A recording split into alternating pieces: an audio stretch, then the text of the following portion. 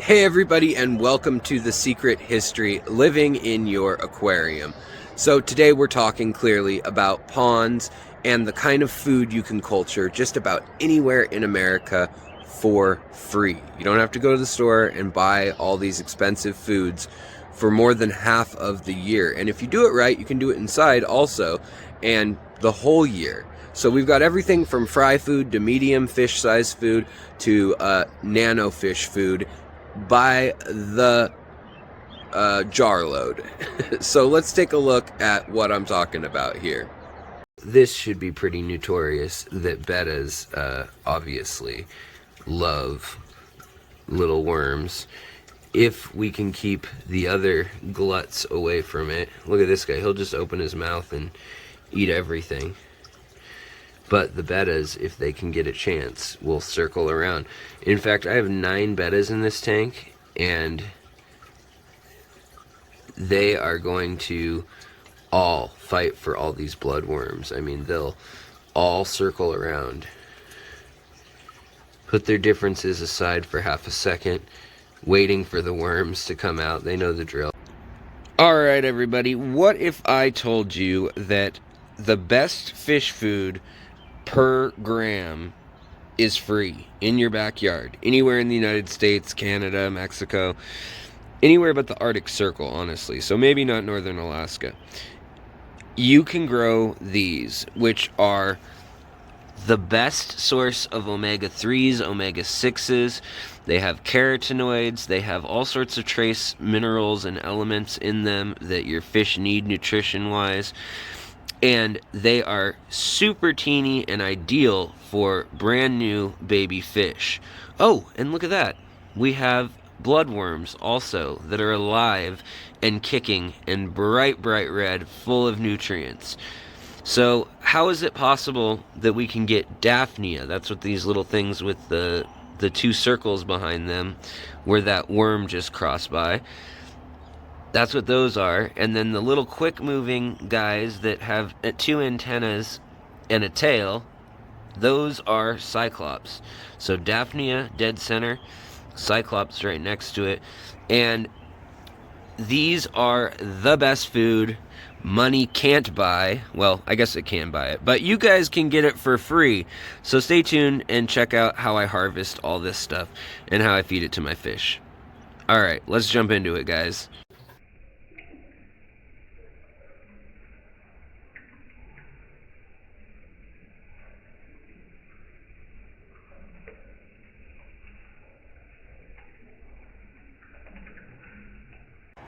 Alright, everybody, I don't have anything fancy going on over here. It's just a cold, crisp night. You can actually see my breath. And it is about 4 degrees Celsius, maybe 40 degrees, 42 degrees Fahrenheit. And you can hear the birds chirping. It's like 4:30 in the morning. And what I want to show you are my tubs. Now, these tubs had fish in them last season, and now I let them sit, much to my wife's chagrin, because yes, they do attract bugs, but that's the goal.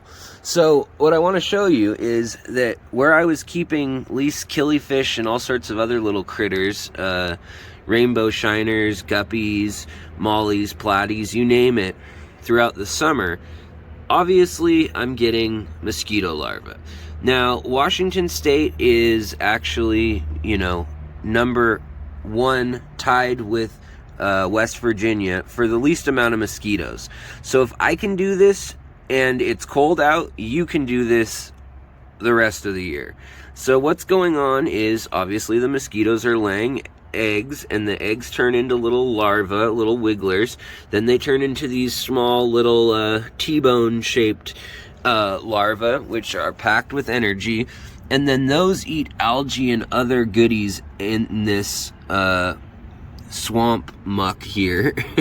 And they become larger, and they become bigger larvae, and then they'll hatch from that, and they'll fly off, and they'll leave their shells on the side.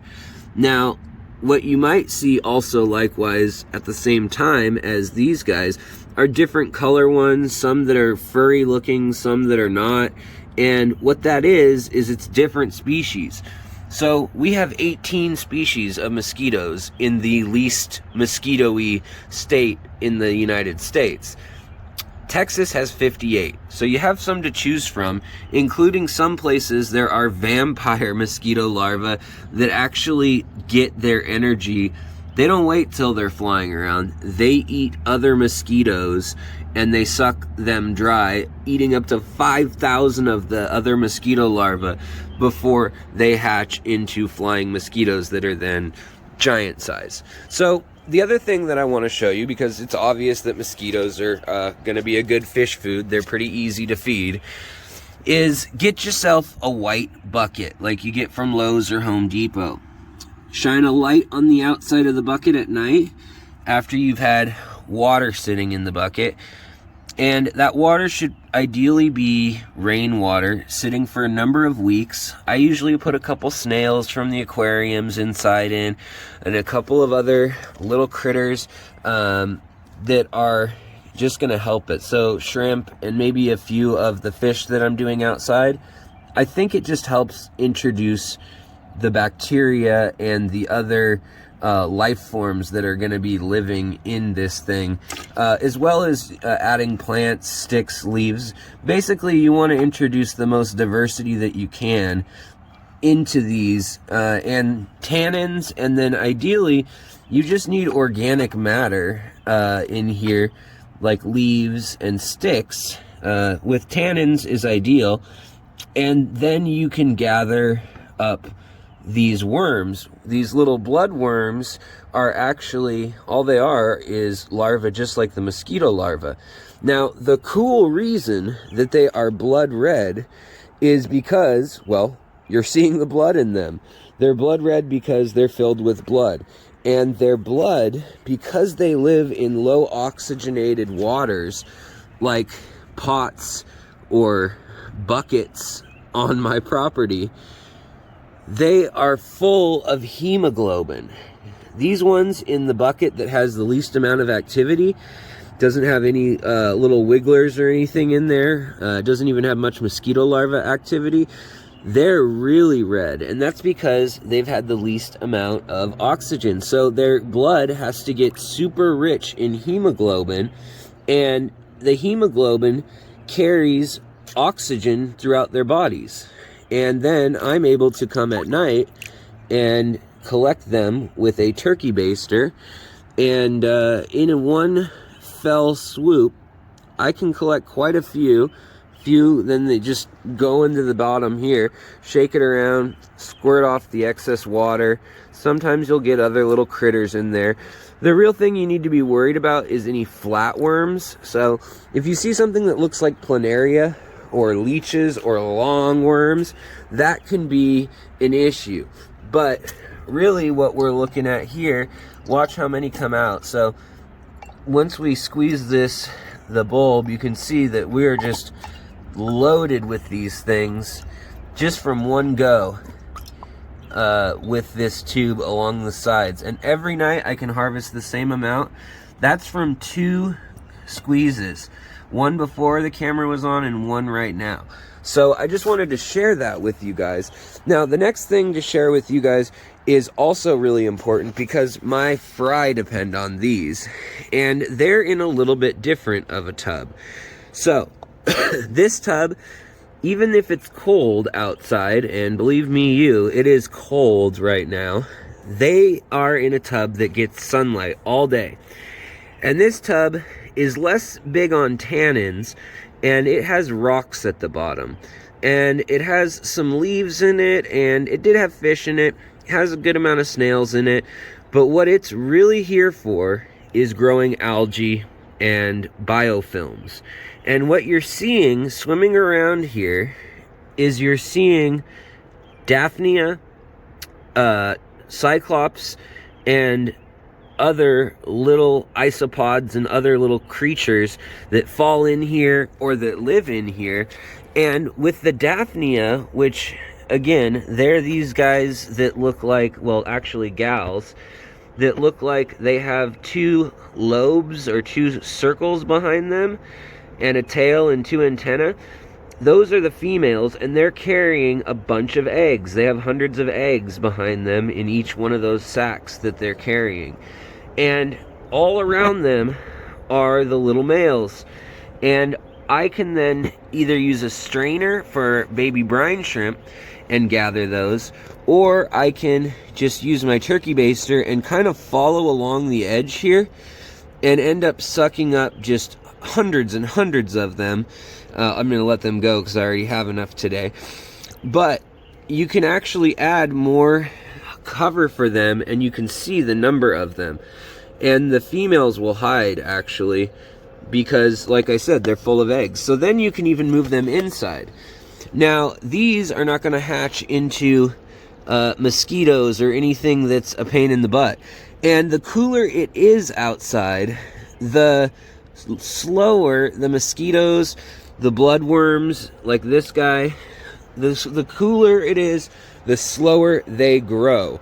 And when it's like 40 to 50 degrees, they're actually going to grow at a rate of 2 to 4 weeks before they hatch out into little mosquitoes or gnats or whatever it is. Because bloodworms can be one of dozens of different little insects that fly away. But they're super rich in energy because it's kind of like their yolk sac of an egg is in them and they're alive. They're kind of like a little living egg before they metamorphosis into that last stage of the little wriggly guys that then fly off and go feed off blood or buzz around or eat nectar or find pollen or whatever it is that that insect does. So we have several species here. Sorry, my breath keeps clouding things up. But you also have all these other critters coming up for oxygen. So you got all the little bloodworms, and you need to avoid leeches or little tapeworms, which are either really long, white generally critters, and they're not super common, but you need to avoid those. And if you get bigger mosquito larvae like this guy here, that have the big head that actually has little mandibles that you can see on them, unlike these little guys that kind of look like barbells or something like that, or a T-bone, you want to be careful because they're closer to hatching. So if you bring them inside and all of a sudden you warm them up, they're going to hatch pretty quickly, and it could be even that day. So now that I've told you about all these little guys, we've got our fry food in huge massive amounts, and we've got 2 types of that. We've got our live bloodworms, and we've also got mosquito larvae. So we can feed fish up to, gourami, small cichlids, apistogramma, crebensis, tetras, cories, you name it. Cories love those worms. So let's go inside and see what we can do with these now that we know a little bit more about them and their life cycle. Last thing I want to say is, of course, be careful of any sort of snakes or something if you live in the south, or water moccasin would be no good, or any sort of mud wasps, scorpions if you're moving pots in the southeast. You guys use some common sense, but I think it helps also to have these kind of sheltered by the house, because then the wind isn't as intense, and the larvae are able to be more plentiful because the adults can land on the ponds and actually not get blown away. They can calmly land, lay their eggs, which takes a little while, and then they can fly away. So let's go inside and take a look at how I feed these.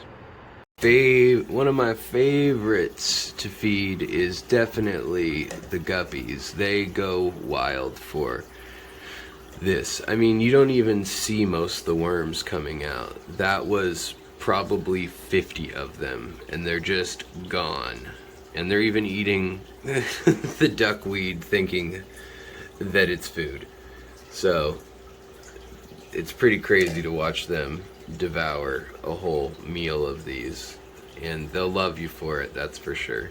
We introduce some of this larva in there. Watch how quickly it gets snapped up. Boom, gone. And I like to direct feed like this because it makes so that none of these are going to escape and hatch, honestly.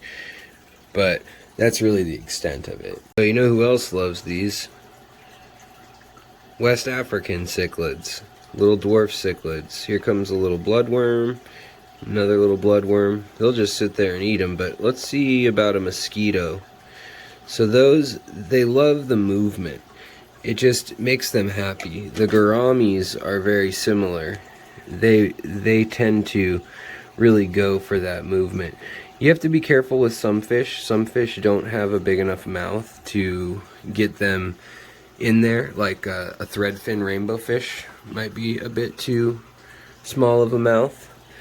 But just be smart with common sense. Again, we can feed some more to rice fish. Love them. In fact, the rice fish eat all this stuff out in the pond normally.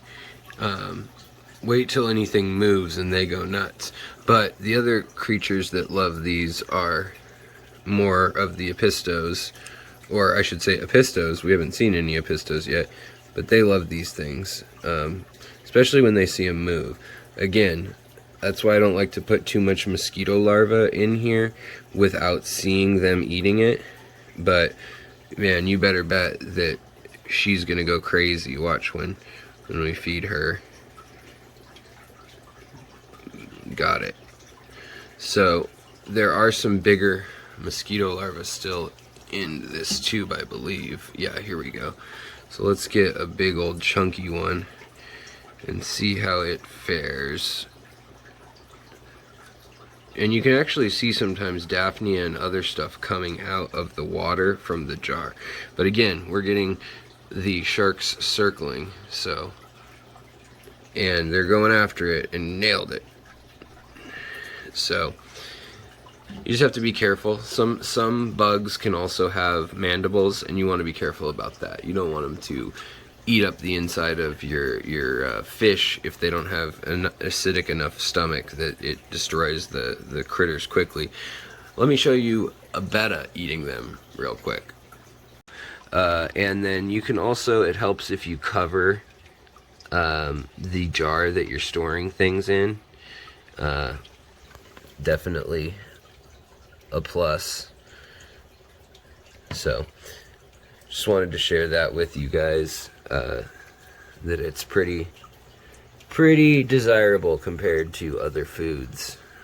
So it's a healthy way to do things, and it will grow your fish very fast if you do it daily. So I highly recommend it. Thanks for watching, you guys. If you like this, hit the thumbs up, the like button, and if you want to see more behind the scenes of how to raise fish and grow plants and the history of this hobby, new science in this hobby, and so much more, please subscribe. And if you really want to help the channel out, keep this free for everyone, keep seeing new and cool things, encouraging travels of the channel, and getting new species and things like that.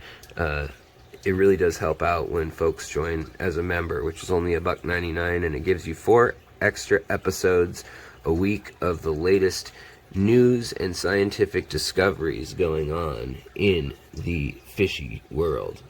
Alright guys, I'll talk to you later. Thanks. Bye-bye.